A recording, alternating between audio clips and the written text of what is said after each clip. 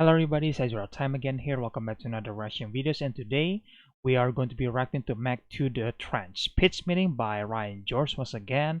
So I did a review for Meg 2 for when it was released, and I thought it was like, it's a fun movie at times, but for the most part it's just, it's not good. I think the first movie might be better than the second one because the first one, the Megalodon, is the main threat, the main characters, main antagonist, and in this one, like, the plot was super complicated for no reason at all.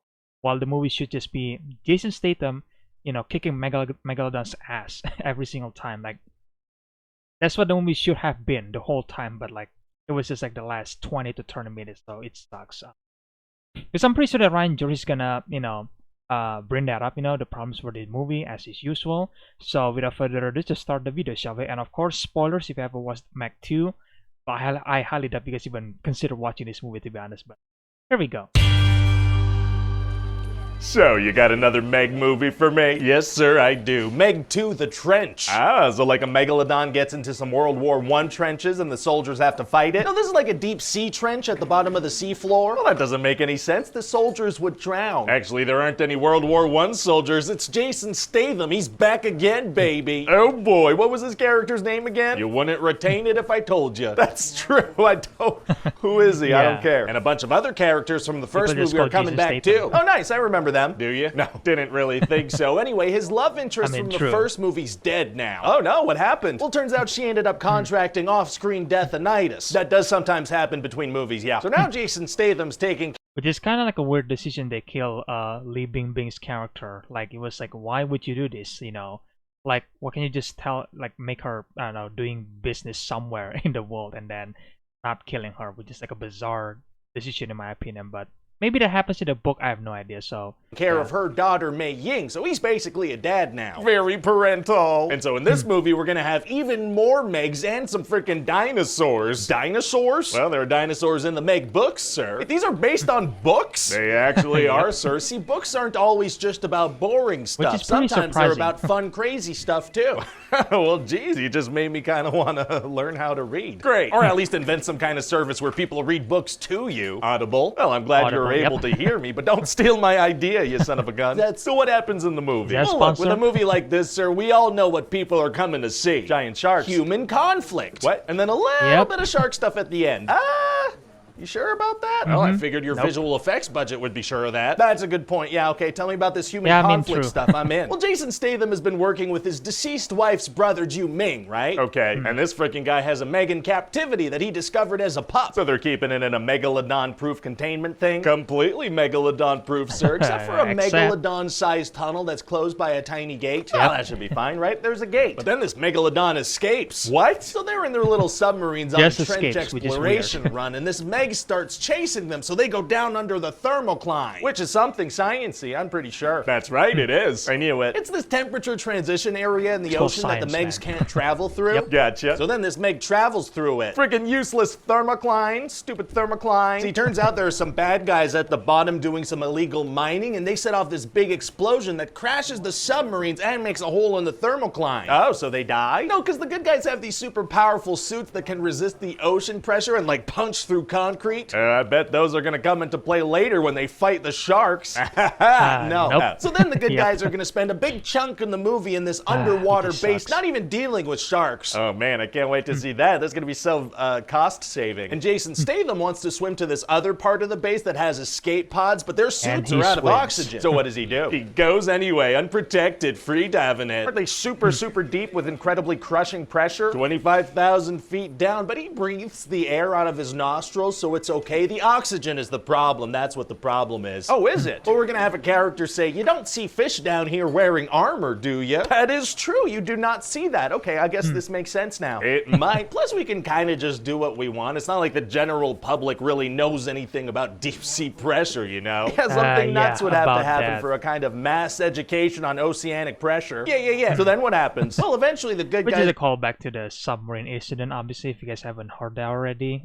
Which is, yeah, people now know the deep submarine pressure on the ocean. Like, yeah, Jason Statham won't survive that, but it's a movie, so like, yeah, whatever, you know. They're gonna make it back up to the surface. Oh, good. But several megalodons and some amphibious dinosaurs make it up too. They've been at the bottom of the ocean for millions of years, but they could still walk up on land no problem. That's what we're going with, because that's the way we can have some land dinosaurs running around and do a bunch of scenes I took from Jurassic Park. You took them? Yeah, they're ours now. I took yeah. them. Oh, neat. So now all the Really good guys have to fight all those bad guys that were doing the illegal stuff underwater. We're still not at the shark action? No, that's gonna be like the last 15 minutes. We're still in the people part. Gotcha. And then it's gonna be time for the shark action. Oh boy, here we go. So it turns out all these freaking monsters are headed to this resort island that's all about fun, right? What's it called? Fun Island. How'd you come up with that? So the good guys have to head over there to tell everybody to get out of the water because some freaking Megs are coming. Of course. But then they do a very bad job at that, so a bunch of people die. Uh-oh. Yeah, they're freaking getting eaten by sharks, by little dinosaurs. There's a big kraken. Oh, big cracks are tight. Wait, what has a kraken in? No, a kraken, like a big octopus. Jeez, how do the good guys react to that? They literally don't even mention that it exists, but one of the characters throws a bomb at it. Huh. So anyway, then Jason Statham gets on a jet ski and starts hunting sharks with bombs mounted on harpoons. Very exciting. And he manages to kill one, but then he's got to take down the alpha. Is that going to be hard to do? Actually, it's going to be super easy. Barely an inconvenience. Oh, really? Yeah, see, he's going to impale it with a helicopter propeller and then just kind of toss it dead in the ocean. That doesn't seem physically possible. Well, the thing about this guy is that he's Jason Statham. Oh, that's right, he is. Yeah. And so then all the bad guys are dead and the good guys have a little celebratory drink on the beach, you know, laugh it up, have a silly old time. They just saw a bunch of innocent people die horrible deaths. A silly old time. So what do you think? Well, it sounds like a shark time. I say we release it as a big summer blockbuster. Really? You think this stands a chance against superhero movies at the domestic box office? Oh no, this thing's not making its money domestically. We just have to kind of blatantly make this for another market, okay?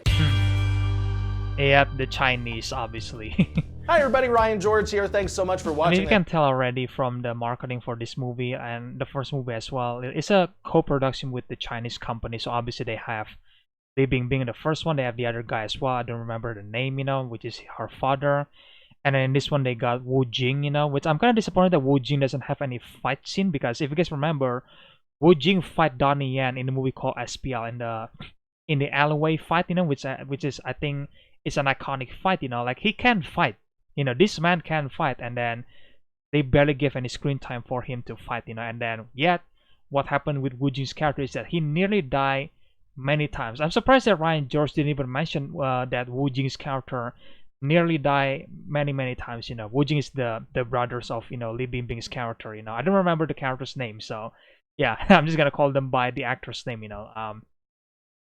And Jason Statham was, I mean, cool, I guess, but it's just like, I don't know, man. Like, this movie felt like a typical Jason Statham action movie, and not exactly a mech movie starring Jason Statham, you know, because that's what the first movie felt like. You know, it's a Megalodon movie with Jason Statham in it, and this movie is just like, oh, it's a typical action movie starring Jason Statham with some Megalodon and dinosaurs and Kraken on the side, you know. And when I first watched it, I was like, am I watching the right movie? You know, because I feel like from the trailer, I was expecting to be like a dumb fun movie, and then it was becoming dumb fun the last 15 or so minutes, you know, and even then it was like, you know, it's not the best either. So it's really disappointing, you know, to see the Mech 2 was like this, you know. I kind of wish that if they do make a third movie, because this movie was successful in China, so like that's all they need, you know, in China, domestically successful. So I feel like they might do a third one. I'm really hoping if they do a third movie, I'm hoping they focus more on the fun stuff, you know, on the shark, you know, the Kraken, the deep sea stuff, you know. I want that, you know. I want creatures going on rampage, you know, killing people, and then Jason Statham and his friend has to come and rescue them, you know. Like that's all the movie needs to be about, you know, and that's all there is to it. But of course, like Ryan also mentioned about the VFX, right? You know, because it obviously costs money, so I guess, yeah, they do save some visual effects budget, I guess, by making most of the action just human stuff, you know, which is also kind of disappointing and weird, because the first one is successful. Like, shouldn't you have a much bigger budget? Because I feel like the budget for this movie is the same as the first one, and I was like, the first one made $500 million, you know, so it's like, can you increase the budget, you know, so we can see more of the Megalodon in action, you know? Like, I don't know, it's kind of like a weird way to make a sequel, and then the budget was still the same, you know, which is about a giant creature anyway. So I feel like you should increase the budget, because now you know that the first one is successful, you know. Or maybe they're still nervous, I guess, because they have no idea if this movie is successful or not, which is like, a bad decision in my opinion. But then again, it was successful in China, so hey, what am I saying, right? um, Either way, guys, that was Mac 2, the trans pitch meeting, I don't know if any of you still care about Mac 2, I mean, I'm reacting to this because it's Ryan George, and then it's a movie that I watch, so I thought that, well, I wanted to see what he's gonna make fun of, which is like, yeah, as always, I enjoy his content, and yeah, let's just see if there's gonna be a Mac 3. Maybe there is, who knows, because I think that is like, the book itself, written by Steve Alton, I think, I might mispronounce his name, I'm sorry. I think there's like 8 books, if I'm not mistaken, which I was like, whoa, what the hell happened, And there's some people who claim to have read the book. Apparently, they're on book 7 or whatever, like, like far in the story, far in the chapter. Apparently, there's gonna be some time travel stuff, Which again, I'm not sure because I didn't read the book, but this is from the people who claim they read the book, from the latest book series, So apparently, there's gonna be time travel at some point. So like, I don't know, man. It's gonna be weird if that was actually the case. I hope not.